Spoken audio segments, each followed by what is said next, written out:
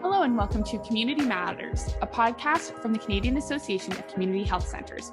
I'm your host, Hillary. Hello and welcome to another episode of Community Matters, and I am so excited to be sitting in my hometown at Salvus with Deborah Thomson, the Executive Director. How are you? Great, thank you. Good. I'm so happy to be here. We are literally behind my old apartment. It's very funny to me to be here, and I'm very excited to learn about the amazing work that you're doing here. So tell me a little bit about Salvus, the community that you serve, and some of the programs that you're offering for the people here. Oh, well, thanks so much for spending the time with us. We're really excited to have you here. Salvus Clinic has been servicing the Moncton, New Brunswick community since 2007. So it started off with a family doctor, Dr. Kraus, who saw a need and started from humble beginnings, and with some partnerships that she did with local shelters, created an environment where people who were living rough at the time or who needed that extra special care because they were either dealing with mental supports or substance use, and there wasn't a lot of services at the time. Well, she was able to create a partnership with one of the local shelters and open up a clinic. And so in 2014, the organization became a registered charity. And so now we service approximately 160 individuals that are high acuity. So, people who live with stronger challenges to be able to live day by day. Amazing. I mean, like I said, I'm very happy that you're here in this community. I don't know how much I've talked about it because this is part of my job, but I did grow up on welfare in this community and was supported by a lot of the social services here. So I'm happy because I do know the need that is in this community and how important it is that Salvus does exist.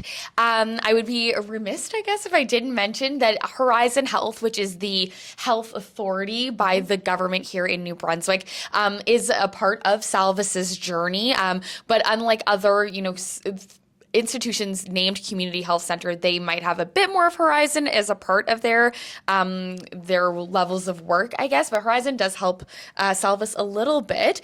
So tell me a little bit about that partnership and how it's, I guess, a little bit different. Sure. So we partner with Horizon for many, many years, and a lot of the genesis of our organization really stemmed from there. But right now, what we have are 2 locations in Moncton, and one is specifically for the clinic. So that's where the nurses, RPNs, LPNs work out of.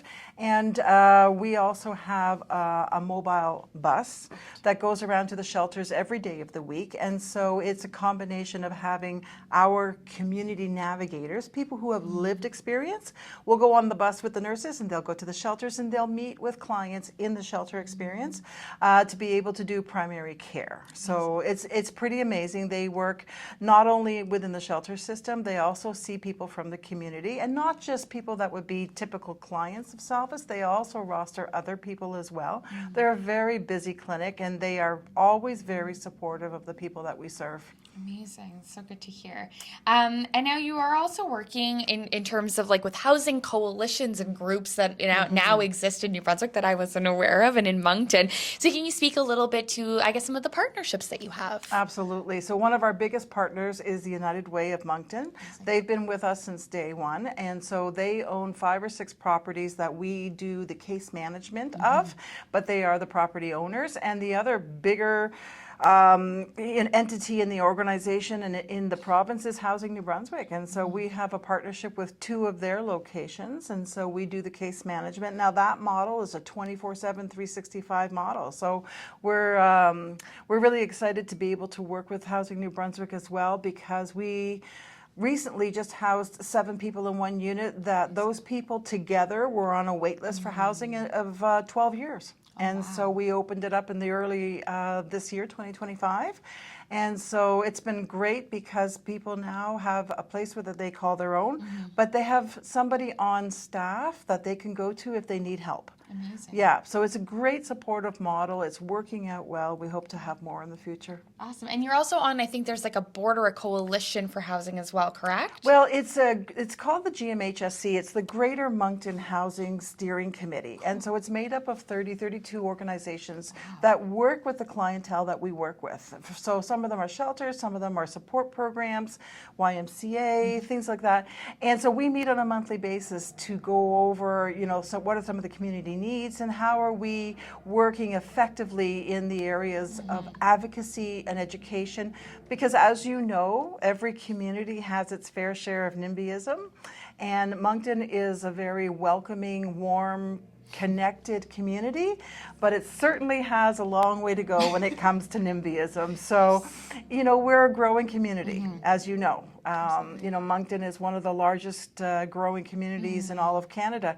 And so years ago, you didn't see people on the streets, and now you do. Correct. And so people are trying to learn about not only complaining, but sometimes it's more like, how can I help? Yeah, absolutely. Perfect segue to my next question, because, and I 100% moved away 8 years ago, and I remember you might have heard of people being precariously housed, but it wasn't where it is now. But also, the last statistic I think I heard was about 20,000 people had immigrated during COVID, and of course now we're 5 years out from those statistics. So, like you said, a growing population.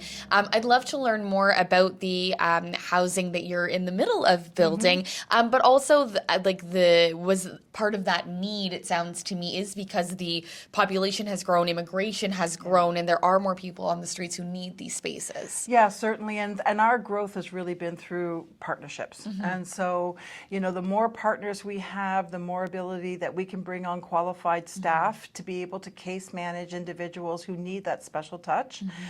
That's where the growth is, and so the province of New Brunswick has really stood up to the plate. We've had other partners, again, United Way, that's a continuing partner where we're looking at some new options for 2025, 2026. But, we've had partners like Rising Tide, and they're another organization that builds the housing. So we've had those partnerships in the past. And then, of course, there's the program and the activity, those partnerships that we have a lot of. We have a peer-supported program where we're now talking to correctional services to say, how can we bring in some peer-supportive programming for people who are on parole? So there's a number of things that we're doing. So our growth is really based on partnerships. Amazing. Yeah. That's so great to hear. And my last question, which I always ask, is I'm curious if you had additional provincial funding or federal funding, what would increased investment allow you to do at Salvus for this community, for my community of Moncton, and help it, continue to thrive? Yeah, you've heard it a million times, but I can't tell you how true it is. I mean, everybody and everywhere across the country is looking for housing. Yes. And, we've heard some of the federal promises that have been made, and we're really looking forward to that growth because it's going to do so many things. Not only keep some of the economy in Canada in terms of what needs to be built, but also trades and how that's going to, bring in some new young recruits into the trades industry, and that will be helpful. For Moncton specifically, we are direly in need of deeply affordable housing, deeply affordable. Social assistance here checks average $600 a month. Nobody can do anything with $600 a month. So it's very, very costly. So, that's why when the province comes in and helps us with new builds or retro builds, it really is a win-win because we are able to find a location for the type of clientele that we have, knowing that, and the landlord knows that there's going to be somebody to help support behaviors and support, life skills and support successes for the challenges that they have every day. So, the real win is when you work with non-for-profits, you also know that, our industry, our sector is the most scrutinized. Okay. So because we are non-for-profit organizations, all of our financials, all of our things that we do is for the public domain.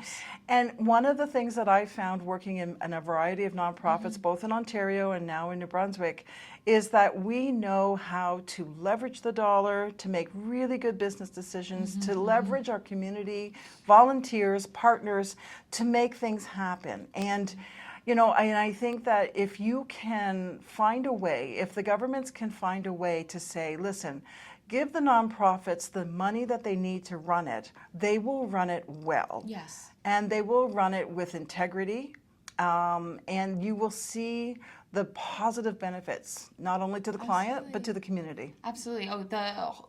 so much of our country would thrive if there was more of the community health center model, but we know I am biased. I am biased in my work. Well, you're not alone. In the location I am sitting.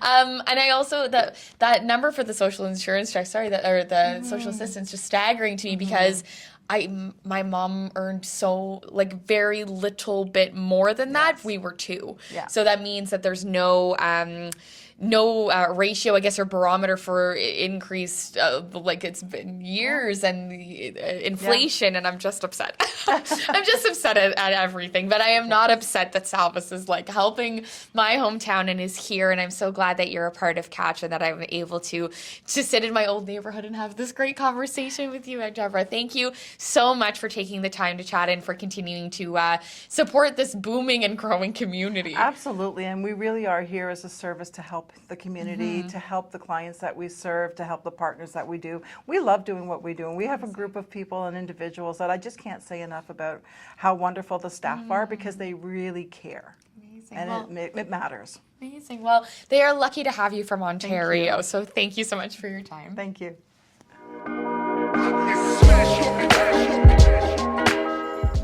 Thank you for listening to Community Matters, a podcast from the Canadian Association of Community Health Centres. To learn more about our association and the important work of community health centres across Canada, go to www.cachc.ca.